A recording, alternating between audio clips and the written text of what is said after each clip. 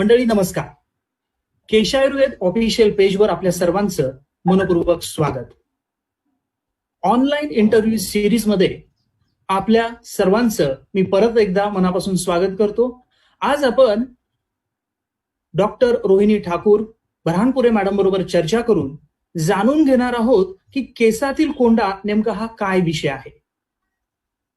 कोंडा हा केसामध्ये कसा होतो, त्याची कारणं काय आहेत, त्याच्या शास्त्रीय काही पद्धती आहेत का, त्याचे वेगवेगळे प्रकार आहेत, घालवण्यासाठी आपल्याला काय करायला हवं, कोणकोणत्या माध्यमातून आपल्याला कोंडा घालवता येऊ शकतो, कोंडा होऊच नये म्हणून काय करता येऊ शकतं का, यासारख्या प्रश्नाचे आपण उत्तर जाणून घेणार आहोत. तर या रोहिणी म्हणून डॉक्टर जे आहेत ह्या कुठं काम करत आहेत, तर पुण्यामधील जे IT हब म्हणून ओळखलं जातं ते हिंजवडी परिसर या थेरगाव मध्ये त्यांचं जे क्लिनिक आहे ते अतिशय प्रसिद्ध आहे. श्री विद्यार्पण आयुर्वेद पंचकर्म या नावानं ते प्रसिद्ध आहे आणि त्या ठिकाणी ते गेल्या 8 वर्षापासून प्रॅक्टिस करतायत. म्हणजे जी सुरुवात जी झाली ती वैद्य तांबसरांच्या सोबत त्यांनी प्रॅक्टिस केली, नंतर जमनाग्नी सरांकडे केली आणि मागच्या काही वर्षांपासून वैद्य हरीश पाठणकर यांच्यासोबत त्यांनी काम केलेलं आहे.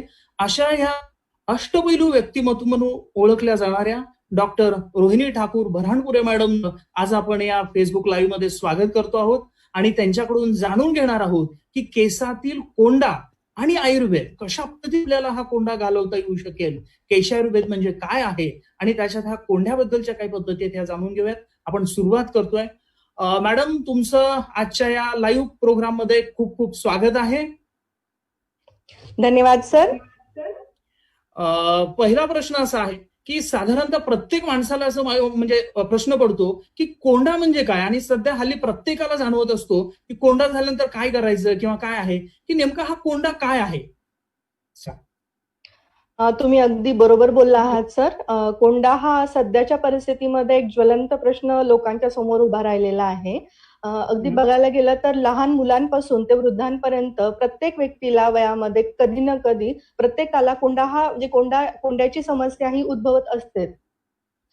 रिसर्च मध्ये तर असं समोर आलेलं आहे की भारतामध्ये जवळपास 50 ते 60% लोकांमध्ये कोंडा जाणवत असतो आणि तो पुन्हा पुन्हा उद्भवत असतो. आणि हेच तर कारण आहे सर की आज मार्केटमध्ये पण खूप सारी उत्पादक जर पाहिली तर त्याच्यामध्ये सगळ्यात जास्त जी उत्पादकाची व्हरायटी आपल्याला मिळते ती केसांच्या संदर्भातली उत्पादकं किंवा ब्रँड आपल्याला पाहायला मिळतात. आणि त्यातल्या त्यात विशेषतः अँटी डॅन्ड्रफच्या खूप साऱ्या व्हरायटी तुम्हाला मार्केटमध्ये आज बघायला मिळतात. त्याचबरोबर आमच्या क्लिनिकमध्येही जे पेशंट येतात त्या पेशंटमध्ये सगळ्यात जास्त जी पेशंटची संख्या असते ती कोंड्याची समस्या घेऊन येणाऱ्या पेशंटची संख्या आमच्याकडे असते. त्याचबरोबर इतर लक्षणांसाठी सुद्धा जे काही पेशंट येतात ते जाता अगदी मॅडम आजकाल कोंडा तरी केसांसाठी कोंडा जाणारा तेल किंवा आयुर्वेदिक शॅम्पू द्या असं म्हणून जाता जाता तेवढंही बोलून जातात. तर तुम्हाला जसं म्हटलं तसं हा कोंडा खरंच खूप ज्वलंत प्रश्न झालेला आहे. तुम्ही मला प्रश्न विचारला होता की नेमका हा कोंडा म्हणजे काय आहे. तर डोक्याच्या त्वचेमध्ये नवीन नवीन पेशींची उत्पत्ती होत असते आणि जुन्या पेशा ह्या मृत होऊन गळून पडत असतात. तर साधारणपणे नॉर्मल व्यक्तीमध्ये 30,000 मृत पेशी ह्या गळून पडत असतात, जे की नॉर्मल आहे. परंतु जेव्हा डिजनरेशनचं प्रमाण वाढतं आणि नवीन निर्माण होत्या पेशींचं प्रमाण कमी होतं, म्हणजे साधारण 1000 पेक्षा पण जास्त पेशी ह्या प्रति मिनिटाला जर मृत व्हायला लागल्या ना, तर अशा वेळी आपल्या केसांमध्ये एक पांढरा बर्फासारखा छोटा किंवा अगदी मुळाशी कोंड्या म्हणजे अगदी त्याच्या मुळाशी असा चिकटसा थर आपल्याला डोक्यामध्ये पाहायला मिळतो, त्यालाच कोंडा असे म्हणतात सर. या कोंड्याचे काही प्रकार पडतात का, किंवा त्याची काही म्हणजे वेगवेगळे टाइप्स आहेत का, किंवा त्याची काही पॅथॉलॉजिकल वेगळे काही मेथड्स आहेत का? निश्चित सर. कोंड्याच्या स्वरूपानुसार कोंडा 2 प्रकारचा पाहायला मिळतो. सगळ्यात पहिला प्रकार म्हणजे ड्राय डॅन्ड्रफ, ज्याला आपण सुका किंवा कोरडा कोंडा असं म्हणू शकतो. आणि दुसरा प्रकार आपल्याला पाहायला मिळतो तो वेट डॅन्ड्रफ, ज्यालाच ऑइली डॅन्ड्रफ किंवा चिकट ओला डॅन्ड्रफ असं सुद्धा, ओला कोंडा असं सुद्धा म्हणतात. तर पहिला प्रकार आपण पाहूया पहिल्यांदा. तो काय आहे सुका कोंडा, ज्याला ड्राय डॅन्ड्रफ असे म्हणतात. तर नॉर्मली काय होतं की आपण सहज जरी केसांमधून हात फिरवला तर आपल्या खांद्यावरती खूप सारा बर्फासारखा कोंडा आपल्याला पाहायला, बर्फासारखा म्हणजे अगदी कोंड्याचा थर आपल्याला पाहायला मिळतो. तर हा जो प्रकार आहे याला सुका कोंडा, ज्याला ड्राय डॅन्ड्रफ असे सुद्धा म्हणतात. तुम्हाला मी एक उदाहरण सांगते. माझ्या मैत्रिणीचा मला एक फोन आला होता की जिला प्रश्न पडला होता. ती बसमधून प्रवास करत होती आणि तिच्या शेजारी एक मुलगी बसलेली होती. ती मुलगी जेव्हा पण तिचे केस हलवत होती किंवा मान इकडे तिकडे करत होती तेव्हा तिच्या खांद्यावरती खूप सारा बर्फासारखा कोंड्याचा थर साचत होता.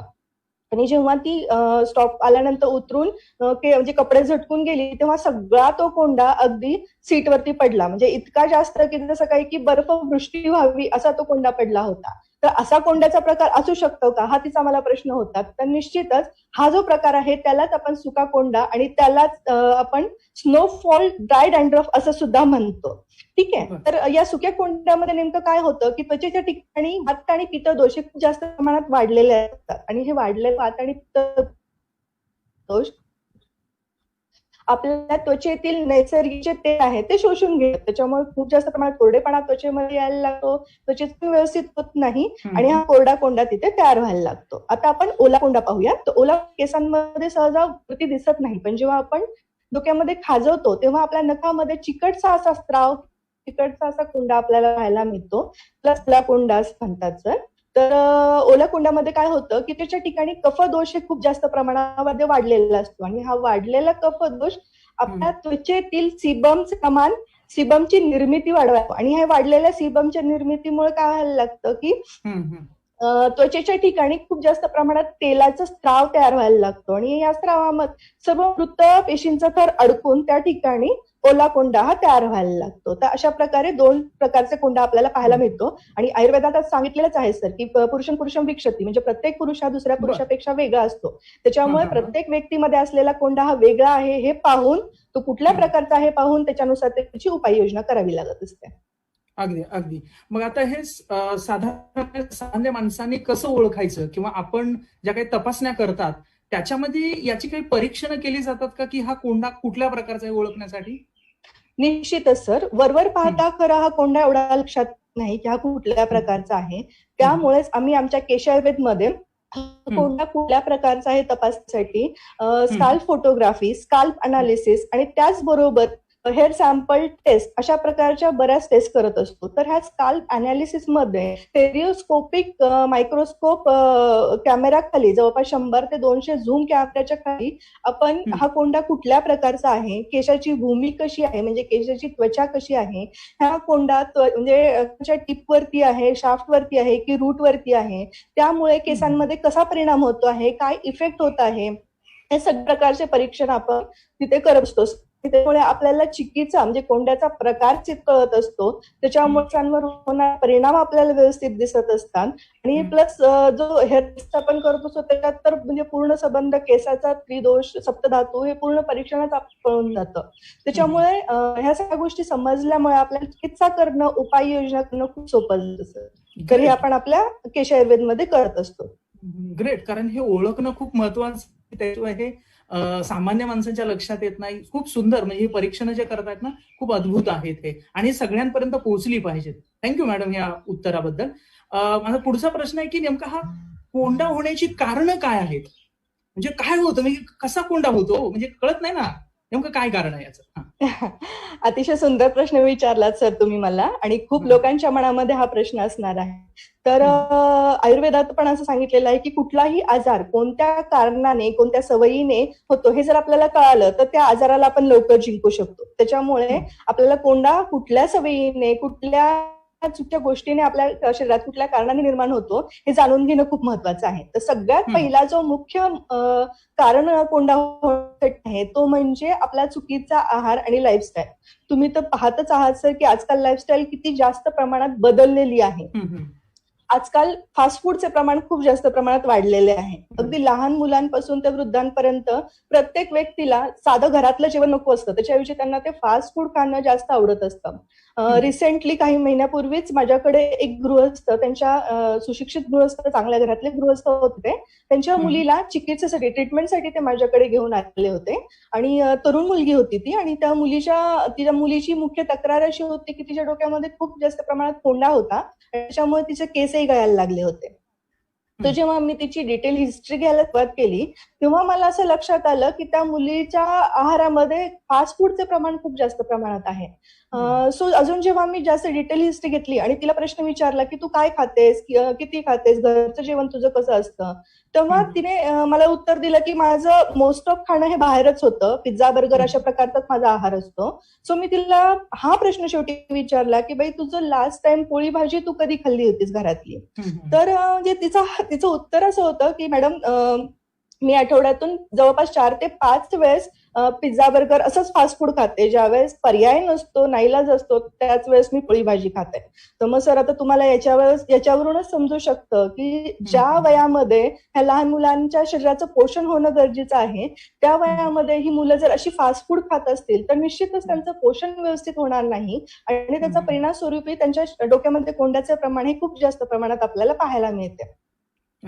त्याचबरोबर आहारामध्ये तेलकट, मसालेदार, आंबवलेलं, तिखट जेवण आणि खारट खाद्यपदार्थ जास्त प्रमाणात खाणे हा पण एक खूप महत्वाचा मुद्दा आहे. आजकाल बऱ्याच लोकांना अशी सवय असते की ते वरतून मीठ घेतात जेवताना, किंवा त्यांना खारवलेल्या गोष्टी खाण्यामध्ये खूप आवडतात, जसं की लोणचं म्हणा, पापड म्हणा, हे नित्य त्यांना रोजच्या रोज जेवणामध्ये लागतच असतं. त्याचबरोबर आपण आजकाल पाहतो की खूप लोक आवडीने चायनीज खातात, किंवा लहान मुलांचा घराघरातला फेवरेट बनलेला खाद्यपदार्थ म्हणजे शेजवान चटणी किंवा मॅगी. तर ह्या सगळ्या गोष्टींमध्ये प्रिझर्वेटिव्ह स्वरूपामध्ये मीठ खूप जास्त प्रमाणात घातलेलं असतं आणि मीठ हे आमच्या आयुर्वेद शास्त्रानुसार केसांसाठी अत्यंत हानिकारक सांगितलेलं आहे. म्हणजे कोंडा तर कोंडा, पण केस लवकर द्यायला लागतात, प्लस केस पिकायला लागतात लहान वयामध्ये. सो खारट खाणं किंवा मीठ जास्त प्रमाणात खाणं हे खूप जास्त त्रासदायक आणि धोकादायक आहे.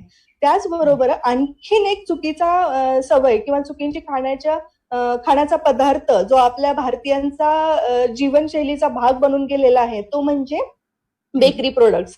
तुम्हाला तर माहितीच आहे सर की महाराष्ट्रातल्या लोकांसाठी चहा म्हणजे अमृततुल्य आहे आणि हा अमृततुल्य चहा ते कधी एकटं घेत नाहीत. म्हणजे त्याच्यासोबत त्यांना बिस्किट पाहिजे असतं, टोस्ट हवं असतं, खारी हवी असते, पाव हवा असतो, बटर हवं असतं, असं काही ना काही ते सकाळी आणि संध्याकाळी दोन्ही टाइमच्या चहासोबत ते घेतच असतात. सो अशा चुकीच्या सगळ्या आहार पद्धतीमुळे होतं काय की शरीरातील वात, पित्त, कफ, विशेषतः वात आणि कफ दोष बिघडायला लागतात आणि पचनशक्ती बिघडायला लागते आणि परिणाम स्वरूपी डोक्यामध्ये कोंडा तयार व्हायला लागतो. तर हे झालं आहाराच्या बाबतीत. आता दुसरा सगळ्यात महत्वाचा मुद्दा शास्त्रोक्त पद्धतीने बघितला तर तो म्हणजे चिंता किंवा स्ट्रेस. तुम्ही ऐकलंच असेल सर की सजीवानाम दहती चिंताम, निर्जीवानाम दहती चिता. म्हणजे ज्या व्यक्तीला खूप जास्त प्रमाणात स्ट्रेस असतो, जी व्यक्ती खूप जास्त प्रमाणात विचार करत असते, जिच्या मनावर खूप जास्त ताण असतो, ते व्यक्तीमध्ये पित्त दोष मुख्यतः प्रकोपित होतो आणि तो डोक्याच्या ठिकाणी जाऊन कोंडा निर्माण करतो. तो साहजिकच आहे. एक्सेस स्ट्रेस असणाऱ्या लोकांमध्ये जास्त प्रमाणात कोंडा आपल्याला पाहायला मिळतो. तिसरा महत्वाचा मुद्दा म्हणजे जास्त प्रमाणात स्वेद येणं, अतिस्वेद किंवा अस्वेद ही कंडिशन. तर आयुर्वेदामध्ये 3 मल सांगितले गेलेले आहेत, पुरुष, मूत्र आणि तिसरा म्हणजे स्वेद, ज्यालाच आपण घाम म्हणून ओळखतो. तर ह्या घामाच्या उत्पत्तीमुळे कोंडा डोक्यामध्ये होत असतो. तर अस्वेद कंडिशन मध्ये काय होतं की डोक्यामध्ये कमी प्रमाणामध्ये व्यक्तीला घाम येतो, त्याच्यामुळे डोक्याची जी त्वचा असते ती रुक्ष बनते आणि तिथे ड्राय डॅन्ड्रफ तयार होतो. आणि जेव्हा अतिस्वेद कंडिशन असते त्याच्यामध्ये काय होतं की खूप जास्त प्रमाणामध्ये घाम येऊन डोक्यामध्ये घाण जमायला लागते आणि त्या ठिकाणी वेट म्हणजे ओला कोंडा हा तयार होतो. आता सगळ्यात शेवट म्हणजे चौथा महत्वाचा असा एक मुद्दा म्हणजे कारण आपण असं म्हणू कोंडा निर्माण होण्यामध्ये, ती म्हणजे व्यक्तीची प्रकृती.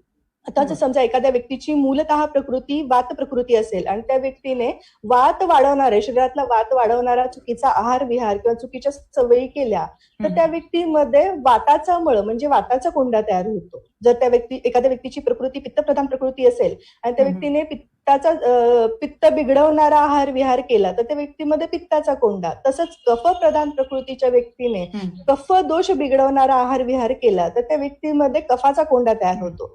तर आता हा वाताचा कोंडा एक्झॅक्टली असतो कसा, तर जेव्हा आपण सहज जरी डोक्यामधून हात फिरवतो, केसांमधून हात फिरवतो, तेव्हा जो आपल्याला दृश्यमान बर्फासारखा होणारा जो कोंडा पांढरा दिसतो आपल्याला, म्हणजे डोळ्याला दिसणारा जो कोंडा असतो तो म्हणजे वाताचा कोंडा असतो. याचबरोबर आपल्याला केसांच्या रूट वरती जो कोंडा आपल्या केसांच्या रूट वरती खरं तर वात दोषाचे आधिक्य असतं. त्याच्यामुळे आपल्याला जो टिपला कोंडा आपल्याला सापडतो तो कोंडा म्हणजे वात दोषाचा कोंडा असतो किंवा वात प्रकाराचा कोंडा असतो. पित्त प्रकारचा कोंडा हा मार्जिनल कोंडा असतो आणि आपल्या जे केसाची शाफ्ट हा भाग आहे त्या भागामध्ये पित्त दोषाचे प्राबल्य खूप जास्त प्रमाणात असते. सो या भागामध्ये जो कोंडा पाहायला मिळतो तो पित्त दोषाचा कोंडा किंवा पित्ताचा कोंडा असतो. आणि तिसरा म्हणजे कफाचा कोंडा. तर रूट म्हणजे मूळ हे कफदोषाचं आधिक्य असणारं स्थान आहे. सो आपल्याला रूटच्या ठिकाणी किंवा स्काल्पला चिटकून बसलेला चिकट असा जो कोंडा दिसतो तो कफाचा कोंडा असतो. आणि या सगळ्या गोष्टी आमच्या केश आयुर्वेदच्या रिसर्च सेंटरमध्ये जवळपास 10,000 पेक्षा जास्त पेशंट मध्ये तपासणी केल्यानंतर प्राथमिक जे रिसर्चच्या स्वरूपात हा समोर आलेला आहे, जो की मी आज तुमच्या समोर मांडते सर. आणि या प्रकारे आणि कोंड्याची प्रकृती पाहून आपण त्या व्यक्तीला कोणत्या प्रकारचं तेल वापरायचंय, कोणत्या प्रकारचा शॅम्पू वापरायचा आहे किंवा त्याला पोटातून काय औषध आहे हे ठरवत असतो सर. कारण सापडतात. म्हणजे कारण करून सांगितले तुम्ही, म्हणजे त्याचा आहार महत्वाचा आहे, त्याचा विहार महत्वाचा आहे, त्याला त्या पद्धतीचा आहार मिळतो आहे, त्यानुसार त्याची प्रकृती बनत जाते. वात असेल, पित्त असेल, महत्वाचे मुद्दे आहेत. आणि हे आपण असा विचारही करत नाही की यामुळं कोंडा होऊ शकतो. हे खूप महत्वाचे. आणि तुमच्या लॅबमध्ये म्हणजे आपण हे सगळे प्रकारचे संशोधन केले आहेत आणि होत आहे. पुढचा हा प्रश्न आहे बघा, की तुम्ही मगाशी बोलत असताना म्हणालात की प्रकृतीनुसार कोंडा होत जातो. मग आता याच्यामध्ये जर तेल आणि शॅम्पू हा वापरला जातो का? आणि पद्धतीने वापरला म्हणजे जर ते वात प्रकारची प्रकृती आहे आणि त्याला जर तो तेल आणि शॅम्पू वापरला गेला तर त्याचा काही परिणाम होतात का, दुष्परिणाम होतात का? त्याचं काही कॅल्क्युलेशन आहे? निश्चितच सर, खूप छान मुद्दा आहे हा सुद्धा. तर काय होतं आजकाल तुम्ही पाहत आहात केसांना तेल लावणं हे ते टाळत असतात किंवा ते कटकट करत असतात. विशेषतः जी तरुण मुलं मुली आहेत त्यांना प्रेझेंटेबल दिसायचं असतं, छान दिसायचं असतं, सो ते केसांना मुळीच लावत नाहीत. आणि काही काही लोक तर अशी असतात की जी एरवी आपल्याला केसाला तेल लावायला जमत नाही, सो एकाच दिवशी खूप जास्त प्रमाणात केसांना तेल ठोकतात, म्हणजे केस धुवायच्या आदल्या दिवशी खूप जास्त प्रमाणात तेल लावतात. मला साधं उदाहरण सांगते सर. एकाच दिवशी जर आपण झाडाला खूप सारं पाणी घातलं तर काय होतं, झाडांच्या मुळा मोकळ्या होतात आणि त्याचा परिणाम केसांवरती व्हायला लागतो. तर सेम अशाच गोष्टी तेल बिलकुल न लावणं आणि तेल खूप जास्त प्रमाणात लावणं ह्या दोन्ही गोष्टींमुळे कोंडा हा तयार व्हायला लागतो. तेल बिलकुलच नाही लावलं तर ड्राय टाईप कोंडा आपल्याला पाहायला मिळतो, ड्राय डॅन्ड्रफ पाहायला मिळतो. आणि अति प्रमाणात तेल लावल्यामुळे आपल्याला ऑलरेडी सीबमचं प्रमाण जास्त वाढायला लागतो आणि त्या ठिकाणी आपल्याला वेट डॅन्ड्रफ हा जास्त प्रमाणात पाहायला मिळतो. आणि दुसरी गोष्ट म्हणजे आपल्याला कोंडा कुठल्या प्रकारचा आहे हे आपण न पाहता जेव्हा शॅम्पू वापरत असतो तर त्याच्यामुळे डेफिनेटली जर तुम्ही ड्राय डॅन्ड्रफ आहे तुमच्या ह्याच्यामध्ये त्याच्यातही तुम्ही खूप जास्त हार्ड केमिकल असलेले आणि वृक्ष टाईपचा म्हणजे केमिकलयुक्त शॅम्पू तुम्ही वापरला तर डेफिनेटली तुमचा डॅन्ड्रफ तिथे वाढणार आहे. सुरुवातीला तो थोडासा कमी झाल्यासारखा वाटतो, डेफिनेटली तो नंतर वाढणार आहे. आणखीन एक चुकीची सवय लोकांची अशी असते की लोकांना केस धुताना जोपर्यंत व्यवस्थित फेस होत नाही तोपर्यंत त्यांना ते केस धुतल्याचे समाधान मिळत नाही. सो ते काय करतात की शॅम्पू बिलकुल करत नाहीत पाण्यामध्ये, डायरेक्ट ते केसांवरती शॅम्पू खूप जास्त प्रमाणामध्ये थोपतात. सो याच्यामुळे त्वचा ही जी आहे खूप जास्त प्रमाणात डॅमेज होते, तिथे रुक्षता निर्माण होते, इरिटेट होते आपली जी डोक्याची आहे ती. आणि त्याच्यामध्ये पण खूप जास्त प्रमाणात कोंड्याचं प्रमाणही वाढतं आणि प्लस दुसरी गोष्ट म्हणजे केसांचं खूप जास्त प्रमाण व्हायला लागतं. त्वचेसोबत केस सुद्धा वृक्ष व्हायला लागतात त्याच्यामध्ये. सो नक्की सर की चुकीच्या तेल लावण्याच्या पद्धतीमुळे, चुकीचं तेल वापरल्यामुळे, परीक्षण न करता चुकीचा शॅम्पू वापरल्यामुळे सुद्धा कोंडा हा वाढायला आपल्याला पाहायला मिळतो. नाही, खूप महत्वाचं आणि हे प्रत्येक माणसाला समजून घेणं खूप आवश्यक आहे.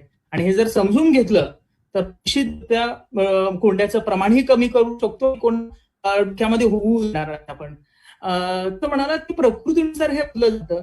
तसं मग पावसाळा आला, हिवाळा आला, उन्हाळा आहे, हे ऋतू आहे. त्याच्यानुसार काही बदलत जातात कोंड्याच्या किंवा कोंडा होऊ नये याच्यात काही कमी जास्त प्रमाण होत जातं? हो सर, निश्चितच. तसं पाहायला गेलं तर सगळ्याच ऋतूमध्ये आजकाल कोंडा हा काही ना काही कारणाला मिळतोच. पण विशेषतः पावसाळ्यामध्ये आणि थंडीमध्ये हा कोंडा आपल्याला जास्त पाहायला मिळतो. आपण आत्ताच थोड्या वेळापूर्वी पाहिलं की वात आणि कफ दोषाच्या अधिक्यामुळे किंवा वात आणि कफ दोष जास्त बिघडल्यामुळे कोंडा हा बनत असतो डोक्यामध्ये. आणि थंडीच्या काळामध्ये आणि पावसाळ्यामध्ये निसर्गतः शरीरामध्ये कफ आणि वात या दोषाचं आधिक्य असतं. सो या काळामध्ये डेफिनेटली हा कोंडा आपल्याला वाढलेला दिसतो. म्हणूनच या काळामध्ये आपल्याला जास्त काळजी घ्यावी लागते. जर पावसात भिजत असू आपण तर डोकं कोरडं ठेवणं, व्यवस्थित स्वच्छ ठेवणं हे खूप गरजेचं असतं. निश्चित. हे जसं आहे तर हा कोंडा कधी आपल्याला शरीरावरती परिणाम करतो का, किंवा तो आजाराचा काही उपद्रव करतो का? म्हणजे हो आपल्या सर, शरीरावरती खरंच त्याचा परिणाम होतो का? हो सर, खूपच महत्वाचा म्हणजे प्रश्न तुम्ही विचारलाय. खूप सुंदर प्रश्न विचारलाय सर तुम्ही. आयुर्वेदामध्ये म्हणजे तुम्हाला हेच विचारायचं की कुठल्या म्हणजे आजाराच्या उपद्रव स्वरूपात कोंडा आपल्या डोक्यात निर्माण होतो का, हेच विचारायचंय ना अगदी तुम्हाला? अगदी अगदी. तर आयुर्वेदामध्ये आलं लक्षात. तर आयुर्वेदामध्ये असं सांगितलेलं आहे की ज्वरमुक्तीचं लक्षण म्हणून शिरोकंडू हे एक लक्षण आयुर्वेदामध्ये सांगितलेलं आहे सर. तर शिरोकंडू म्हणजे काय की डोक्यामध्ये खाज येणे, आणि खाज हे कधीच कोंड्याशिवाय येत नाही. तर आयुर्वेदानुसार तापाच्या उपद्रव स्वरूपामध्ये कोंडा हा आपल्याला पाहायला मिळतो. काय आहे ना सर की पूर्वी जेव्हा ताप यायचा तेव्हा 7 दिवस लोक लंगण घ्यायचे, म्हणजे कडक उपवास पाळायचे. हळूहळू द्रव पदार्थ घेऊन हा ताप कमी केला जायचा. त्याच्यामुळे काय व्हायचं की शरीरावरती कुठलाही दुष्परिणाम न होता हा ताप व्यवस्थित कमी छान होऊन जायचा. पण आजकाल लोकांना ताप आला की त्यांना दम नसतो, ते लगेचच पॅरासिटामॉलची गोळी घेतात किंवा कुठल्या तरी आयुर्वेदिक औषधाने म्हणजे पथ्य न पाळता ताप कमी उतरवतात लवकरात लवकर शरीरातला. याच्यामुळे काय लागतं सर की आपल्या शरीरामध्ये विषस्वरूपी जो गरजेचा नाही असा आम तयार होतो. आम निश्चित रसदुष्टी निर्माण करतो, रसधातूची दृष्टी निर्माण करतो, आणि त्यामुळे त्वचेमध्ये आपल्याला त्याचा परिणाम स्वरूपी कोंडा हा पाहायला मिळतो. तर निश्चितच तापानंतर आपल्याला हा कोंडा पाहायला मिळतो. आणि महत्त्वाचं म्हणजे आता अशा प्रकारचा जर कोंडा आपल्या डोक्यामध्ये झालेला असेल तर तुम्ही कितीही तेल लावा आणि कितीही शॅम्पूने त्याला धुवा, तो सुरुवातीला थोडाफार जाईल पण तो पूर्णपणे जाणार नाही. त्याच्यासाठी महत्वाचं आहे की तुम्हाला तापाची चिकित्सा केली गेली पाहिजे, आणि जेव्हा तो ताप व्यवस्थित औषधाने उतरेल तेव्हा ऑटोमॅटिकली तुमचा कोंडा पण कमी होणार आहे सर. तर अशा प्रकारे आपल्याला उपद्रव स्वरूपात तो पाहायला मिळतो. रूपामध्ये पाहायला मिळतो तसा तो माणसाच्या शरीरावरती काही परिणाम करतो का, किंवा त्याच्या मानसिकतेवरती त्याचा परिणाम होतो का त्या कोंड्याचा? निश्चितच सर, खूप जास्त प्रमाणात परिणाम होतो शरीरावरती सुद्धा आणि मानसिकतेवरती सुद्धा. आपण पहिले शरीरावरचे परिणाम पाहूया. तर जेव्हा आपण आता हे सगळ्यांनी अनुभवलेलं असेलच की कोंडा जेव्हा खूप जास्त प्रमाणात आपल्या डोक्यात वाढतो तर तो गळून आपल्या चेहऱ्यावरती पडतो, आपल्या मानेवरती पडतो, पाठीवरती पडतो, पोटावरती पडतो. तर जिथे जिथे तो कोंडा पडतो तिथे तिथे तो कोंडा रुजून राहतो आणि इन्फेक्शन त्याच्यातून निर्माण होते आणि त्वचेवरती फोडं यायला लागतात. तर हा पहिला उपद्रव आपल्याला त्याच्यातून जाणवायला लागतो. दुसरी गोष्ट म्हणजे जर कोंडा खूप जास्त प्रमाणात वाढला आणि त्याच्यावर उपाययोजना केली नाही तो पुढे चालून वाढत जाऊन स्काल्प सोरायसिस या किचकट आजारामध्ये त्याचं रूपांतर व्हायला लागतं. तिसरा प्रकार आपल्याला पाहायला मिळतो तो जर की कोंडा हा असा सतत वाढत राहिला, त्याची चिकित्सा केली गेली नाही तर हा कोंडा काय करतो, केसांच्या मुळावरती परिणाम करतो.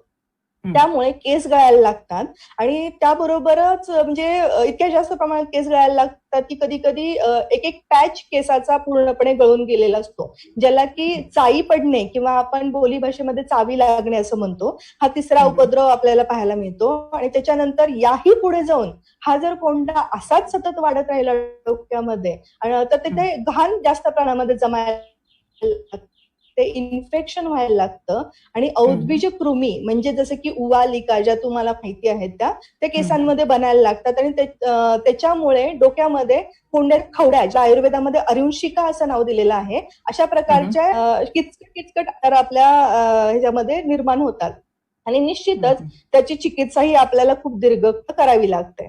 तर हा पहिला आपण शरीरावरती किंवा म्हणजे केसांवरती होणारा त्याचा उपद्रव किंवा जास्त प्रमाणात होणारे त्याचे परिणाम. तसंच मानसिकतेवरती सुद्धा खूप जास्त प्रमाणामध्ये केस कोंडा आपल्याला परिणाम दाखवत असतो सर. तुम्हाला तर माहितीच आहे की केस हा आपल्या व्यक्तिमत्वाचा एक अविभाज्य घटक आहे. आपलं व्यक्तिमत्व जे फुलत असतं ते केसांवरती त्याचा आपला खूप छान इम्पॅक्ट पडत असतो. आपला कॉन्फिडन्सही त्याच्याने खूप जास्त वाढत असतो किंवा कमी होत असतो. तुम्ही एक ऍड पाहिली असेल सर, मोस्टली टीव्हीवरती दाखवत असतात की ज्याच्यामध्ये एक मुलगी असते जी लग्न कार्यामध्ये फिरत असते आणि तिच्या खांद्यावरती सारखा कोंडा येत असतो आणि ती आएगा आएगा असं एक गाणं म्हणत असते आणि तो कोंडा येत असतो आणि एक मावशी तिच्या मागे लग्नासाठी फिरत असतात. तुम्हाला आठवली असेल ती ऍड. तर असे प्रकार व्हायला लागतात की त्या कोंड्यामुळे तुम्हाला बऱ्याच वेळेस चांगल्या प्रसंगामध्ये लोकांपासून दूर पळावं लागतं. तुमचा कॉन्फिडन्स कमी व्हायला लागतो. तुमच्या कामाच्या ठिकाणी तुमच्याकडे बघण्याचा दृष्टिकोन लोकांचा बदलून जातो. तर अशा खूप साऱ्या समस्या निर्माण व्हायला लागतात. इनफॅक्ट आमच्याकडे पण लग्न आता ठरलंय, कोंडा खूप जास्त आहे म्हणून सुद्धा आमच्याकडे खूप पेशंट येतात. मानसिकतेवरती निश्चित परिणाम होताना दिसतो. असं कधी झालं नाही ना, लग्न वगैरे कुणाचं मोडलं नाही ना कोंडा झालाय म्हणून? नाही, कारण निश्चितच आपल्या केश आयुर्वेदच्या सर्व शाखांमध्ये खूप छान पद्धतीने कोंड्यांवरती ट्रीटमेंट केली जाते. आपल्या इथेही सगळ्या पेशंट खूप छान रिझल्ट आहेत कोंड्यासाठी. सो डेफिनेटली आतापर्यंत माझ्या तर अनुभवात असं काही झालेलं नाहीये सर. नाही, इंटरेस्टिंग. असं होईल कदाचित ते तुमच्यापर्यंत आलं नसेल. हे सगळं. पुढचा प्रश्न असा आहे की जसं आरोग्यावरती परिणाम होतो, मानसिकतेवरती होतो, तसं केसाचा आरोग्यावरती काय परिणाम होतो, केसाच्या आरोग्यावर? सर हा तर म्हणजे कोंडा हा तर एक प्रश्न किंवा समस्या तर झालेलीच आहे. पण आज जेव्हा आम्ही डेली बेसिसवरती जेव्हा पेशंट येतात क्लिनिकला तेव्हा त्यांची आम्ही स्काल्प अनालिसिस जेव्हा करत असतो, त्याबरोबर जेव्हा आम्ही केश आयुर्वेदच्या रिसर्च सेंटरला केसांचे हेअर सॅम्पल पाठवत असतो, त्याच्यातून आम्हाला असं लक्षात यायला लागलेलं आहे की कोंड्यामुळे केसांवरती सुद्धा खूप जास्त परिणाम व्हायला लागलेले आहेत. म्हणजे अगदी मुळापासून ते टिपपर्यंत केस हे डॅमेज व्हायला लागले कोंड्यामुळे. तर साधारणपणे तुम्हाला लक्षात येईल सर की तुम्ही काही लोकांना असं होतं की डोक्यात नुसता हात जरी घातला तरी हातात केस असे सुटून येतात, मुळापासून सुटून येतात. काही लोकांच्या मध्ये असं होतं की केस अर्ध्यातून तुटून येतो. काही लोकांमध्ये डोक्यामध्ये खूप जास्त प्रमाणात खाज निर्माण व्हायला लागते, तिथे पुरळ यायला लागतात. जर समजा खाजवलं तर तिथून रक्त सुद्धा यायला लागतं. ह्या सगळे लक्षणं आपल्याला जाणवायला लागतात आणि या सगळ्यांचा परिणाम स्वरूपी शेवटी काय होतं की जे केस आहेत ते खूप जास्त वृक्ष आणि निस्तेज बनायला लागतात सर. सो डेफिनेटली की कोंड्यामुळे खूप जास्त प्रमाणामध्ये नवीन प्रॉब्लेम्स केसांचे वाढायला लागलेले आहेत. बरं, आता हे सगळे आपण जे काही प्रश्न आहेत किंवा कोंडा होतोय हे सगळं चर्चा करतोय, मग लहानांपासून तो मोठ्यांपर्यंत सगळ्यांना एकच प्रश्न पडतो, आता हा कोंडा घालवायचा कसा बरं? मग काय करायचं? त्याच्यासाठी काय उपाय आहेत का किंवा काय सांगाल त्याबद्दल? तुम्ही अगदी सगळ्यांच्या मनातला प्रश्न विचारलाय सर. म्हणजे इनफॅक्ट आमच्याकडे येणारे पण म्हणजे सगळे नातेवाईक म्हणा, फ्रेंड्स मंडळी म्हणा आणि पेशंट पण आम्हाला हा प्रश्न विचारत असतात की आपल्याला काय उपाययोजना करता येईल, घरगुती काही करता येईल का? तर सगळ्यात महत्वाचं पहिल्यांदा तर मी थोडंसं तुम्हाला चिकित्सेच्या बाबतीने समजावून सांगते की आयुर्वेदामध्ये हेतुलिंग औषध असं त्रिसूत्र सांगितलेलं आहे. आता एखाद्या आजाराची आपल्याला चिकित्सा करायची असेल तर सगळ्यात पहिल्यांदा रोगी आणि रोग ह्या दोघांची प्रकृती समजून घेणं खूप महत्वाची असते. जर समजा एखादी व्यक्ती वात प्रकृतीची असेल आणि त्याच्यामध्ये वाताचा कोंडा असेल तर त्याची चिकित्सा ही ठरलेली असते. तर त्याचऐवजी जर एखादी व्यक्ती कफ प्रकृतीची किंवा पित्त प्रकृतीची असेल आणि त्याच्यामध्ये कफाचा किंवा पित्ताचा कोंडा असेल तर त्या व्यक्तीमधली चिकित्सा किंवा उपाययोजना ही पूर्णपणे बदलणार आहे सर. सो महत्वाचं आहे की तुमची प्रकृती कुठली आहे आणि तुमच्या कोंड्याची प्रकृती कुठली आहे हे दोन्ही गोष्टी जाणून घेणं खूप गरजेचं आहे. आणि हे शाक्त काम आपल्या केश आयुर्वेदच्या म्हणजे क्लिनिकमध्ये होत असतं, आपल्या क्लिनिकमध्ये होतं. किंवा जर तुम्हाला माझ्या क्लिनिकमध्ये येणं शक्य नसेल, तुमच्या जवळ जर एखादं कुठलं केश आयुर्वेद सेंटर असेल, तर तिथे जाऊन सुद्धा तुम्ही तुमची स्वतःची प्रकृती त्याचबरोबर तुमच्या कोंड्याची प्रकृती तपासून घ्या आणि त्यानुसार तुम्हाला योग्य तो उपाययोजना सुचवणं आम्हाला सोपं जाईल. आता अगदी घरगुती अगदी अगदी अगदी मला फक्त इथे हे सांगायचं की डॉक्टर हरीश पाटणकर यांनी ज्या काही 108 शाखा सुरू केलेल्या आहेत केश आयुर्वेदाच्या, ज्या जगात आहेत, म्हणजे जिथं जिथं ज्यांना ज्यांना असं वाटतं की आपल्या केसांची आणि कोंड्याची काळजी घेतली पाहिजे, म्हणजे कोंडा आपल्याला घालवायला पाहिजे किंवा होऊच नये म्हणून, तर निश्चितरित्या त्यांनी केश आयुर्वेदच्या कुठल्याही शाखेला जिथे त्यांना कम्फर्टेबल वाटतं त्यांनी तिथं जाऊन निश्चितरित्या भेट द्यावी. निश्चितच. आणि त्यातलं तुमच्याकडे म्हणजे तुम्ही ज्या परिसरात आहात आयटीचे लोक खूप आहेत आणि आजकालची सगळी जी तरुण मंडळी त्याची काळजी घेत आहेत, निश्चितच ते तुमच्यापर्यंत येतील. तुम्ही कोंड्याच्या याच्या संदर्भात सांगत आहे. बरोबर.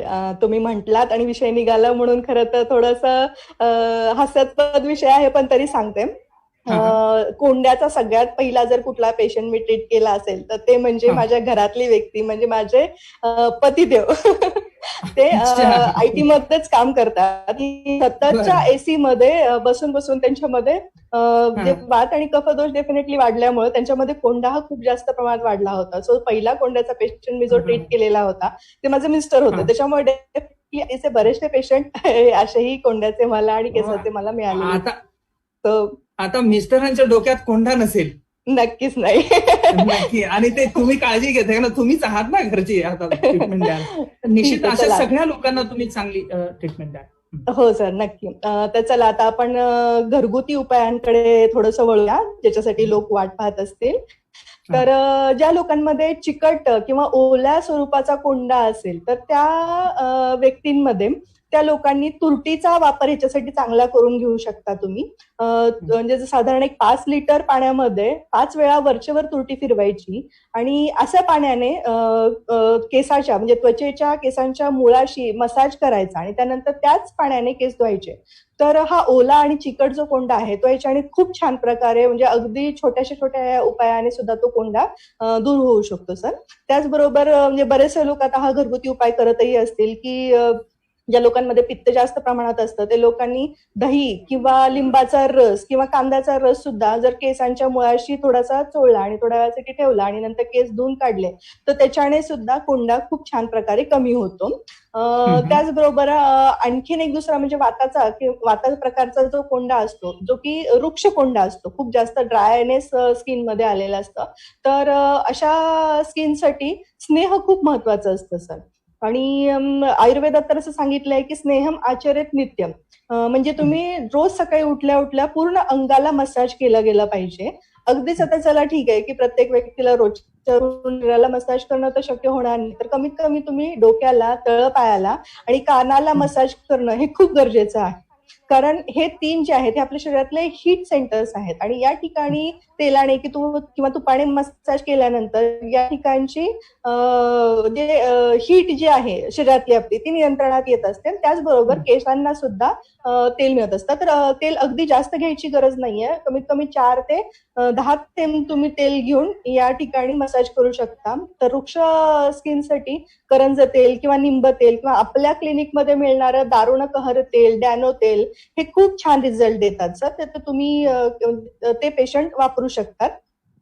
आणि त्याचबरोबर आणखीन एक वनस्पती जी प्रमाणात सगळीकडे मिळते ती म्हणजे कोरफड किंवा कोरफडीचा गर. कोरफडीचा गर तुम्ही केसांच्या मुळाशी लावू शकता किंवा कोरफडीचा गर नाही मिळाला तर कोरफड जेल तुम्ही केसांना लावून ठेवू शकता आणि त्याच्यानंतर केस धुवू शकता. तर कोरफड याच्याने कोंडा तर हो बोला. एक प्रश्न फक्त असा विचारतोय की लावण्याची काही पद्धती असतात का? कोरफड तुम्ही आता सांगितलं, त्याच्या काही पद्धती असतात का? शक्य होईल तेवढं सर कोरफड जी आहे ती ताजी आणावी, त्याचा गर काढावा आणि तो गर जस्ट थोडासा असा पेस्ट स्वरूपात करून तुम्ही केसांच्या मुळाशी केसांना त्याचा लेप करू शकता. अगदीच नाही मिळालं तर लास्ट ऑप्शन म्हणून तुम्ही जे अलोवेरा जेल वगैरे मिळतात बाजारामध्ये किंवा शक्य होईल तेवढं चांगल्या ठिकाणी आपण हर्बलच्या ठिकाणी किंवा क्लिनिक मधून ते घेऊ शकता. तर ते तुम्ही केसांच्या मुळाला लावून ठेवू शकता आणि त्याचा नियमित वापरही तुम्ही करू शकता. मी तुम्हाला हे सांगत होते की कोरफडने कोंडा तर कमी होतोच होतो, पण त्याचबरोबर डोक्यामध्ये जे काही उवा आणि लिका असतात ह्या सुद्धा दूर व्हायला या कोरफडीच्या वनस्पती छान मदत होते सर. तर आणखीन एक छान घरगुती उपाय तुम्हाला मी सांगणार आहे, तो म्हणजे धूपन. ऍक्च्युली धूपन हा प्रकार पूर्वी खूप केला, म्हणजे खूप प्रचलित होता, जो की घरगुती केला जायचा कंपल्सरी. पण आजकाल आपल्याला धूपन हा प्रकार फारसा काही माहिती नाहीये. तर धूपन म्हणजे काय की केसांना धुरी देणं. तुम्ही जोधा अकबर पिक्चर पाहिला असेल तर त्याच्यामध्ये जोधाला तिच्या सगळ्या त्या केसांना धुरी देत असतात, तर ते म्हणजे धूपन. ऍक्च्युली असं महाभारतात असा उल्लेख आलेला आहे की अर्जुन रोज रात्री झोपण्यापूर्वी कंपल्सरी केसांना धुरी द्यायचा, म्हणजे धूपन करून घ्यायचा. अर्जुनाचे केस जे आहेत ते कुरळे केस आहेत आणि त्याच्या केसातून कृष्ण कृष्ण असा आवाज यायचा. तर म्हणजे याचा अर्थ असा की अर्जुनाच्या केसामध्ये कृष्णाचं निवासस्थान होतं, त्याच्यामुळे त्याला जपण्यासाठी तो कंपल्सरी रोजच्या रोज धूपन करायचा केसांना. तर मग तुम्ही विचार करा की हे धूपन किती महत्वाचं आहे. तर याचा म्हणजे घरगुती आपण उपयोग करू शकतो. बाजारामध्ये इलेक्ट्रिकल धूप मशीन मिळून जाते आरामामध्ये. त्याच्यामध्ये तुम्ही राळ, गुगुळ, अशोक, जटामांसी यासारख्या वनस्पती घालून त्याची धुरी तुम्ही केसाला दिली तर कोंडा तर कमी होणारच आहे, त्याबरोबर तुमच्या केसांची वाढ खूप छान प्रमाणात होणार आहे आणि केसांचं जे लश्चर आहे ते खूप छान सुधारणार आहे. सो अशा घरगुती बऱ्याचशा उपाय तुम्ही करू शकता. खूपच हे सगळे उपाय आहेत, म्हणजे घरगुती आहेत आणि शास्त्रीय पद्धतीचे तुम्ही संशोधन केलेले तेही आहेत. निश्चितच या सगळ्यांचा फायदा आपले जे काही प्रेक्षक बघतायत त्यांच्यासाठी होणार आहे आणि अजूनही काही लोक बघतील त्यांच्यासाठी हा होणार. जाता जाता एक प्रश्न असा विचारायचा आहे की हे झाले उपाय, म्हणजे कोंडा झाल्यानंतर करायचे, कोंडा होऊच नये म्हणून काय करायला पाहिजे? अगदी बरोबर सर. आयुर्वेद शास्त्राने सुद्धा आजार होऊन गेल्यानंतर त्याची चिकित्सा करण्यापेक्षा तो आजार होऊच नये याच्यासाठी लक्ष देणं म्हणजे किंवा त्याच्यावर फोकस करणं हे आयुर्वेदाचं मुख्य प्रयोजन आहे बरं का सर.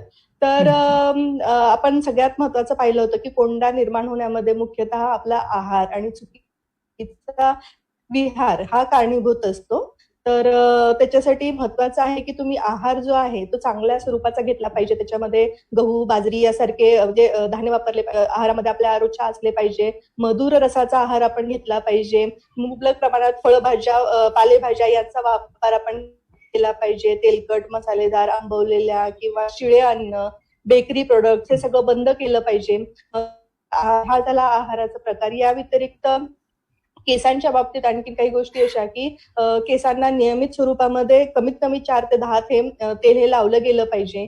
केस धुताना म्हणजे अगदी कडक पाण्याने केस न धुऊ नये किंवा अगदी थंड पाण्याने केसही धुऊ नयेत, तर कोमट पाण्याने किंवा साध्या पाण्याने केस धुतले जावेत. शिवाय शॅम्पू जर वापरायचा असेल तर परीक्षण करून केसांचं आणि कोंड्याचं परीक्षण करून त्याच्यासाठी कुठला योग्य शॅम्पू आहे तोही डायल्यूट करून तुम्ही केसांसाठी वापरावा. अगदी डायरेक्ट डोक्यावरती शॅम्पू घालू नये. याचबरोबर जर तुम्हाला जे बाहेर शक्यतो धुळीमध्ये किंवा उन्हामध्ये किंवा हवेमध्ये जास्त प्रवास करू नये आणि जर अगदीच करावा लागणार असेल तर त्याच्यासाठी स्कार्फ वापरावा किंवा हेल्मेट डोक्यावरती निश्चितप्रमाणे वापरावा. या व्यतिरिक्त तुमच्या ज्या स्वतःच्या वस्तू असतात, जसं की केस विंचरण्यासाठी जर तुमचा कंगवा आहे, शिवाय तुमचं केस पुसण्याचं टॉवेल आहे, तुमचं बेडशीट आहे किंवा तुमची उशी किंवा त्याचं पिलो कव्हर आहे, हे शक्यतो कोणाशी शेअर केलं जाऊ नये. स्वतंत्र तुमचं असावं आणि तेही स्वच्छ ठेवलं गेलं पाहिजे. याशिवाय जो ककवा आहे तो पण होईल तेवढा लाकडाचा किंवा औषध आपल्या क्लिनिकमध्ये उपलब्ध असणारा असाना किंवा निंब या वनस्पतींपासून लाकडाचा कंगवा वापरावा. त्याच्याने काय होतं की कोंड्याचं प्रमाण डोक्यामधलं कमी होतं. अशा बऱ्याचशा उपाययोजना ह्या केल्या गेल्या पाहिजे, जेणेकरून कोंडा हा डोक्यामध्ये निर्माणच नाही झाला पाहिजे. याबरोबर आजकाल मार्केटमध्ये खूप सारे केसांसाठी प्रोडक्ट वापरले जातात, जसं की हेअर कलर वापरला जातो, हेअर डाय वापरले जातात किंवा हेअर स्ट्रेटनिंग केलं जातं, हेअर आयनिंग वगैरे केलं जातं, हेअर स्टायलिंग केलं जातं. तर याच्यासाठी या अशा प्रकारचे केसांवरचे प्रयोग जास्त करू नये, केस सुकवण्यासाठी ड्रायरचा जास्त उपयोग करू नये. तर हे अशा जर छोट्या छोट्या काळजी घेतली सर, तर निश्चितच कोंडा न म्हणजे होऊ देण्यासाठी आपण यशस्वी होऊ शकतो नक्कीच. नक्कीच मॅडम, आज अशी काही माहिती मिळालेली आहे आणि हे जर सर्व प्रकारची माहिती प्रत्येक व्यक्तीने जर अंमलात आणली तर त्यांच्या डोक्यामध्ये कोंडा होणार नाही आणि ज्यांचा झालेला आहे तो निश्चितरित्या गळून निघून आहे. आज ह्या ऑनलाईन इंटरव्ह्यू सिरीज मध्ये तुम्ही आज सहभागी झालात आणि अत्यंत उपयुक्त अशी माहिती दिली. केशारीच्या वतीने मी तुमचे खूप खूप आभार मानतोय. तुमचेही आभार सर, धन्यवाद. प्रेक्षक हो, अशाच काही डॉक्टरांबरोबर आपण पुढाही दर म्हणजे जो काही संध्याकाळची हाची वेळ आहे यावेळी आपण भेटणार आहोत. तर उद्याही अशाच एका अफलातून डॉक्टरांबरोबर चर्चा करणार आहोत एका नाविन्यपूर्ण विषयावरती. तर उद्या भेटूया 6 वाजता केशारीच्या ऑनलाईन पेजवर. धन्यवाद.